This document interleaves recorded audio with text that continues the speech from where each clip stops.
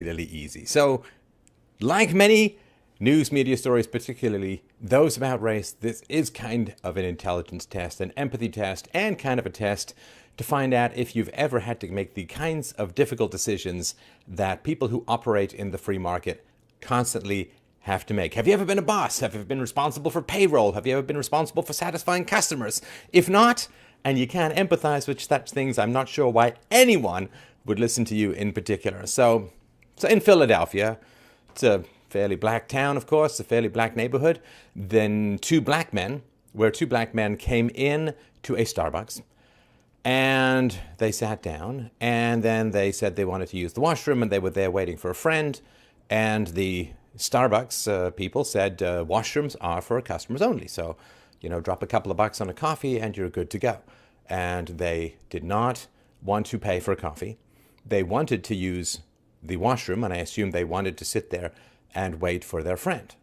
So, already we have a challenging situation. See, if you're going to wait for a friend, then we would assume that you're going to stay at the Starbucks with a friend. You don't say, let's meet at the Starbucks so we can go to the park or the library or whatever. So if you're going to stay at the Starbucks, why not buy a coffee? Now, if you're just coming to meet at the Starbucks and use it like it was a park or a library or some other public space, well, that's not what Starbucks is for. Starbucks is a business, and it is in the business, of course, of making money, and therefore it cannot indulge that kind of unprofitable, in fact, anti-profitable activities.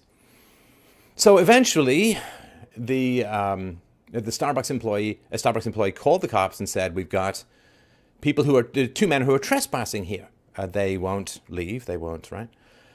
And so the cops came and said, "You have to leave. You've got to leave. You're trespassing now because you're not buying anything and you're not allowed to stay here and you certainly can't use the washroom. That's the rule," and so on, right? Starbucks, right? It's their own private business, right? They can set up the rules that they want. And so the two black men, refused and eventually were arrested. Now, they were then held. Starbucks did not pursue charges, and the men were released. Because that's what happens when you have rules and you have laws like trespassing. I don't know why people are shocked. This is the nature of the state. Every time you say there ought to be a law, the government ought to, we got to have the government do this. This is what happens. Guys in uniforms come up with guns and make you do what the law says. It's not up to the cops. They don't make the laws. They simply enforce the law. So this kind of street adjudication doesn't really work, right? You have to submit to the police, to the guys with the guns. That is the nature of the state. And it takes a lot of indoctrination to have people be surprised that when there's a law, say, against trespassing, which is being on somebody's property without his or her permission, if there's a law against it, people seem what?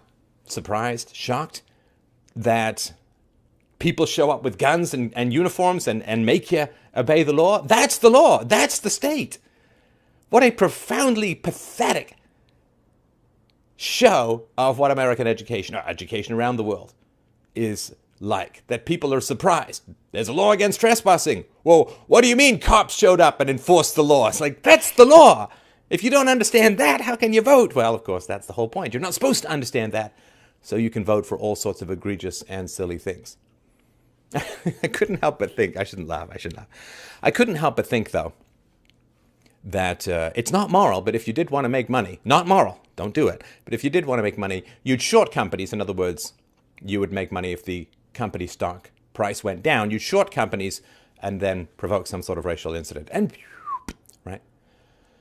So the upshot of this has been, of course, a lot of hysteria. Starbucks is going to close their stores for their employees to go through implicit bias training. And all of that is just pseudoscience. It's like Freudian pauses. It's, you see images and then you see words. And if it takes you longer to associate some words with some races or less, it's all nonsense. Even the people who design it say it doesn't translate into real-world decision-making. So it's a ritual. It's a ritual like Hail Marys. It's a ritual like monks flogging themselves with knotted ropes to punish themselves for thoughts of masturbation or something.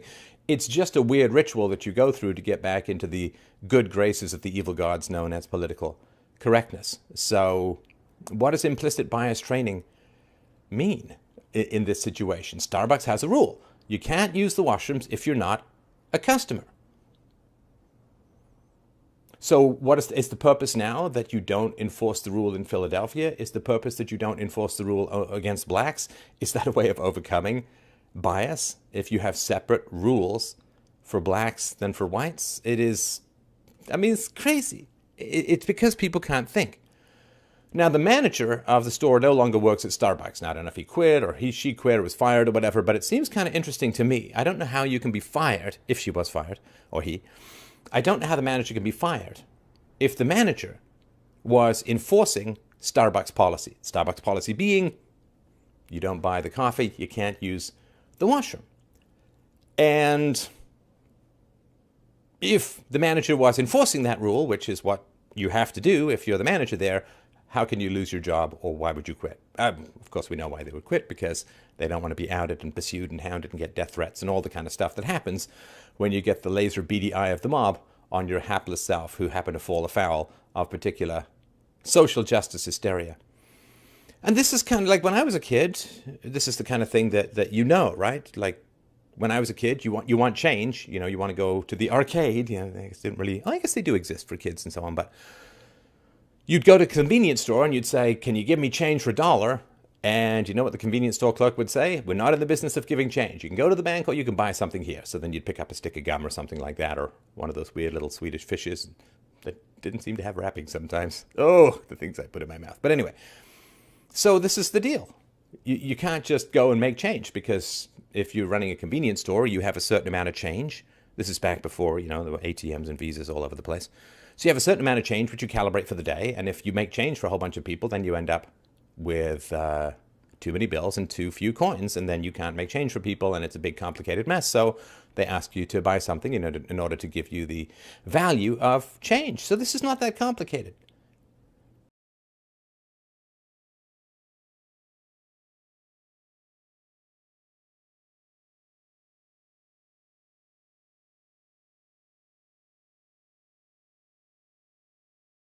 You're pulling over at some truck stop on the highway and so on. There's not going to be a lot of homeless, crazy people around like that.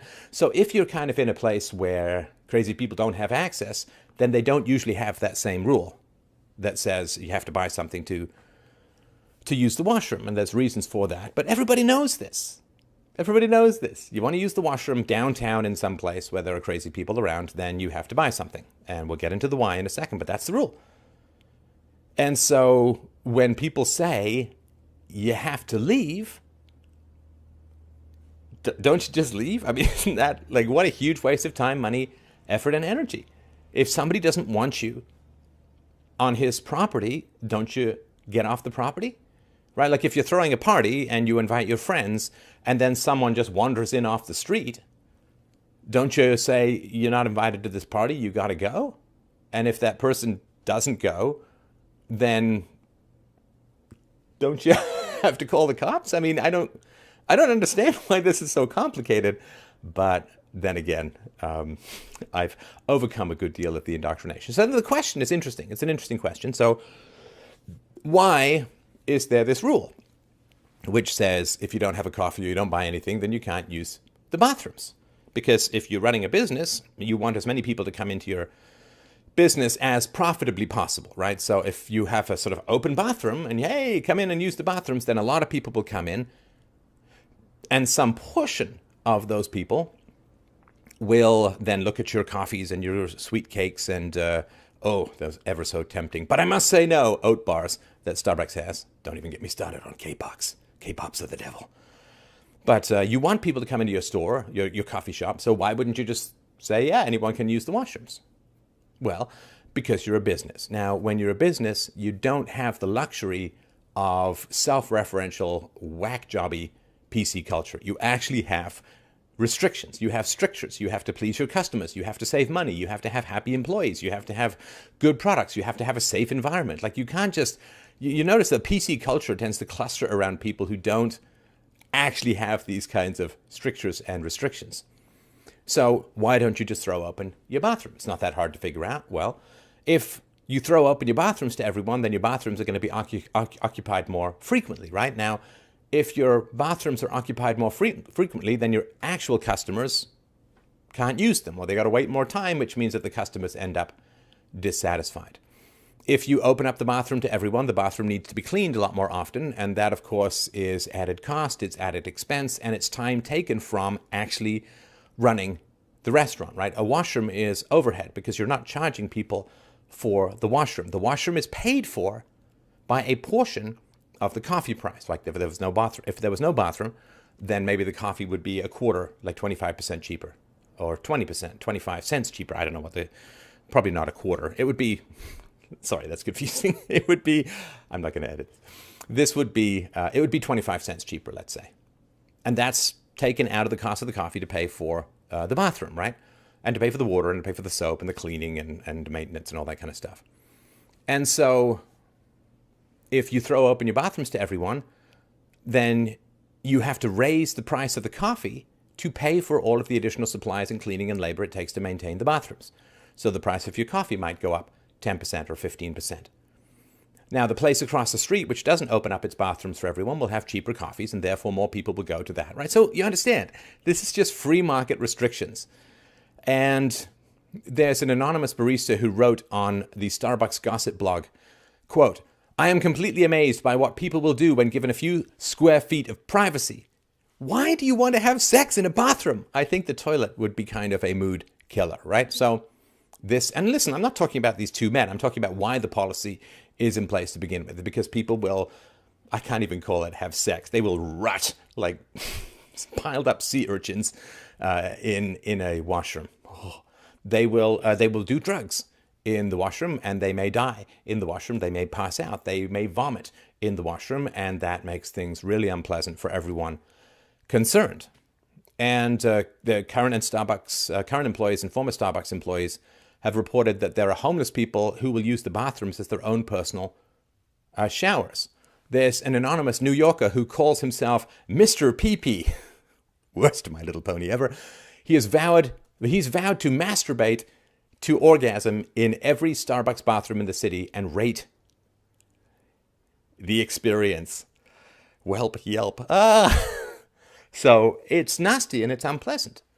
The people could leave needles in there. People, I mean, you understand. It's a huge mess.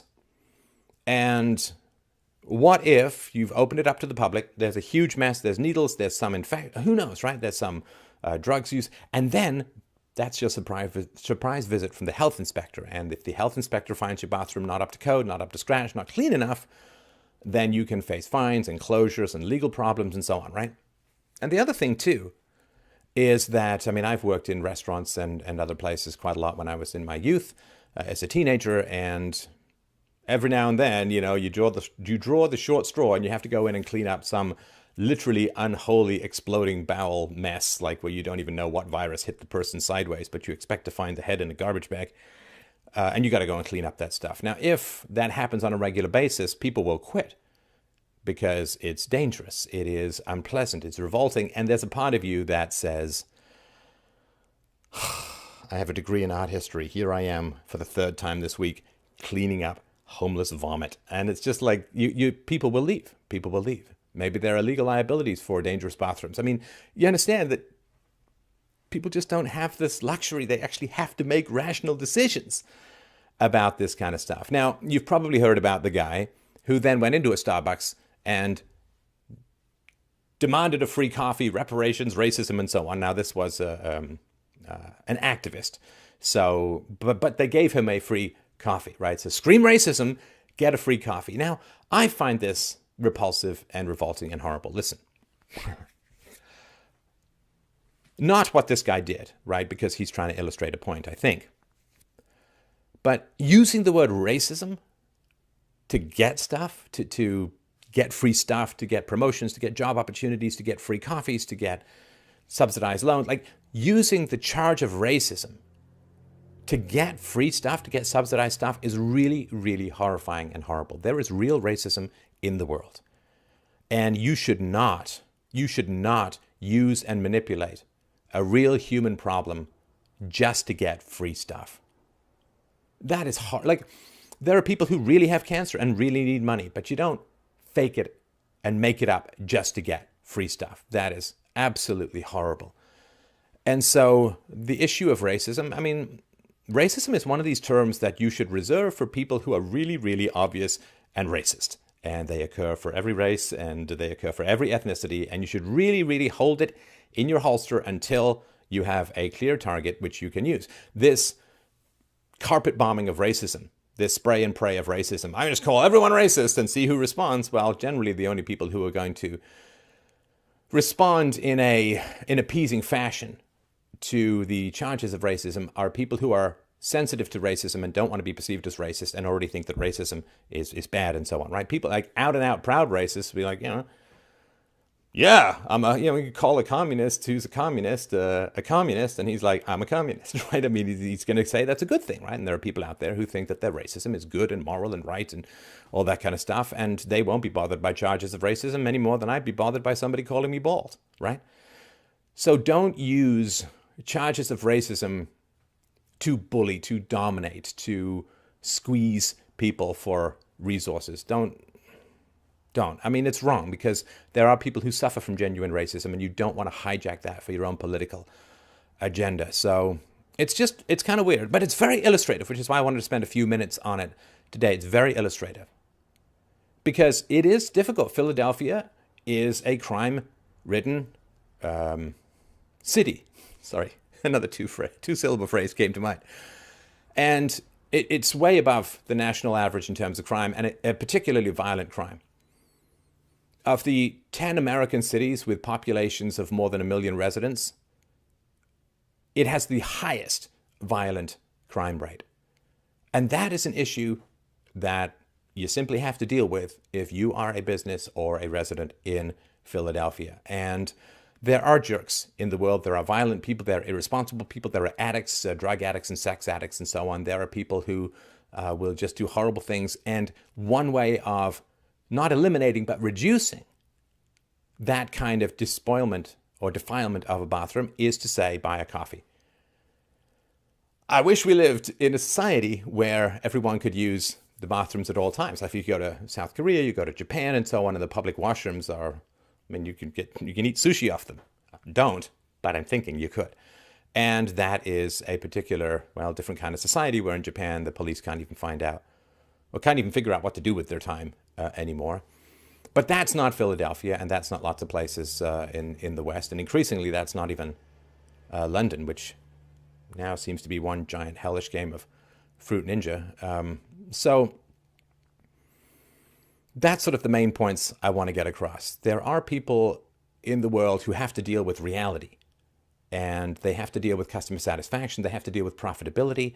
They are responsible to shareholders. They are responsible to their employees. They are responsible to people higher up in the chain. They have to deal with reality. And if they seem incomprehensible to you, if their behaviors or their actions seem incomprehensible to you, or terrible or horrible or bad, I guess the only thing I can do is invite you to try and deal with reality, with restrictions, with limits, with having to balance things that is required in the free market. And, step up, step out to reality might not be a bad place to go to because this kind of virtue signaling, this hysteria that go on, it is a signal that you don't actually have to work in the free market for a living. There was a time when that used to be a pretty shameful thing.